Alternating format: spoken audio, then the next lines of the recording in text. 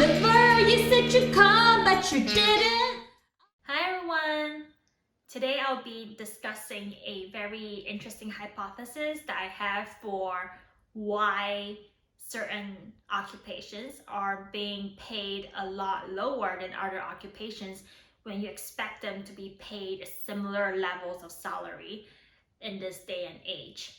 And one of the few occupations that will come to mind immediately would be the accountancy or audit career trajectories.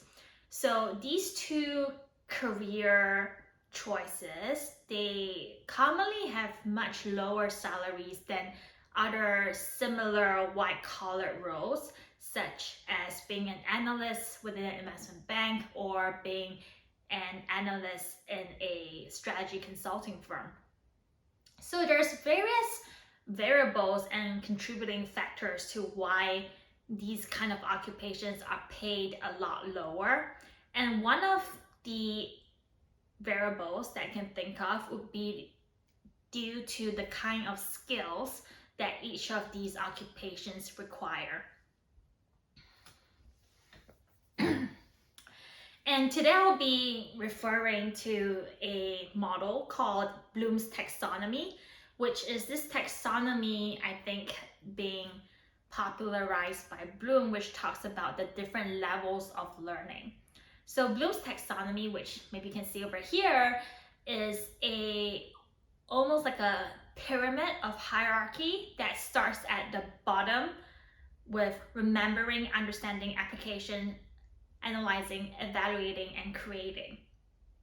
And this taxonomy gives you a clear view of what the most easy to achieve levels of understanding are and what are the most difficult things to achieve in various fields.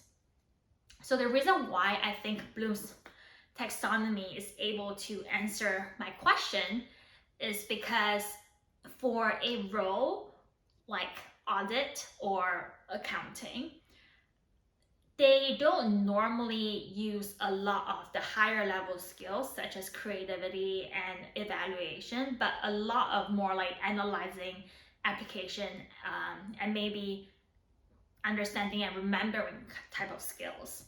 Whereas it is skills that requires a bit more creativity and ambiguity, skills that can help you deal with ambiguity that will actually pay more in the workplace. So it will be all these kind of people coming out with creative solutions for companies and creative strategies for the next 5 to 10 years that are typically paid higher. So this is in spite of the fact that being an accountant normally means that you have to have various certifications and qualifications in different countries before it can be classified as an auditor or an accountant. But for you to do strategy consulting, you normally just need a bachelor's degree.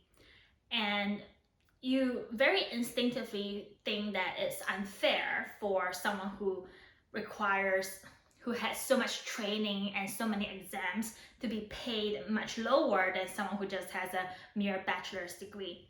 But it's because the type of skill set that is required for the two different kinds of careers are very different.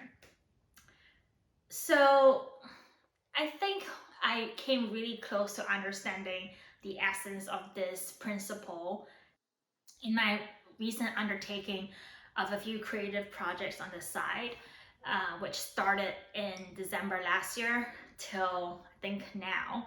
And I realized how difficult it is to actually create things and to create various mediums of art without anything entirely from scratch. And I think this ties into where our future pedagogy should be going towards, right? Because at least where I grew up in Singapore, everything is pretty lower level skill based still at the moment, where a lot of learning in high school, middle school, and in primary schools, they're centered around just regurgitating information, rote learning, remembering, and it's a competition of who can retain the most amount of information and then vomit it out in the next exam.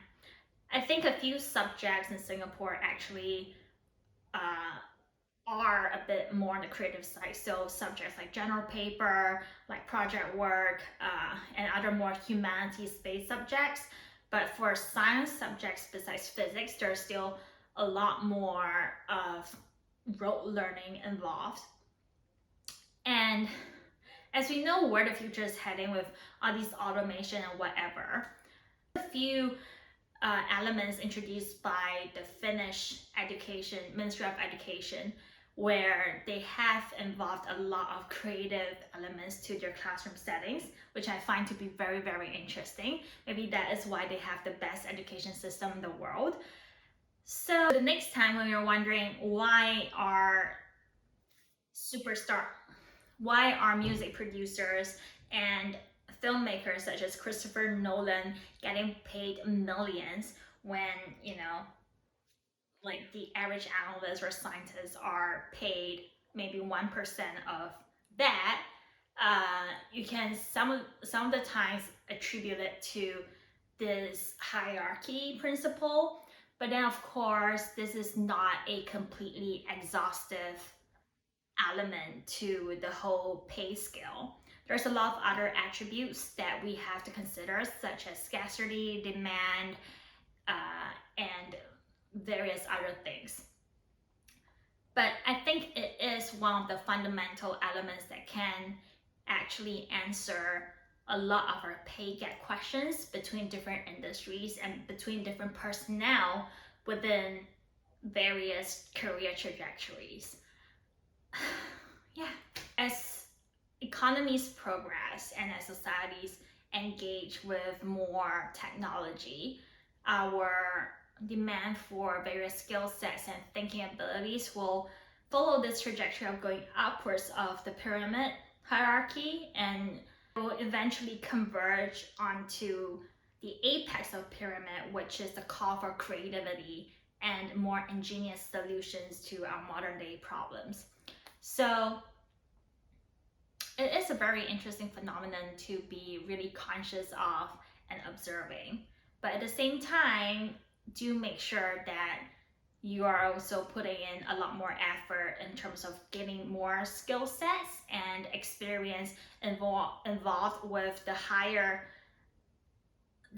elements of the hierarchy rather than the lower ranks of the hierarchy.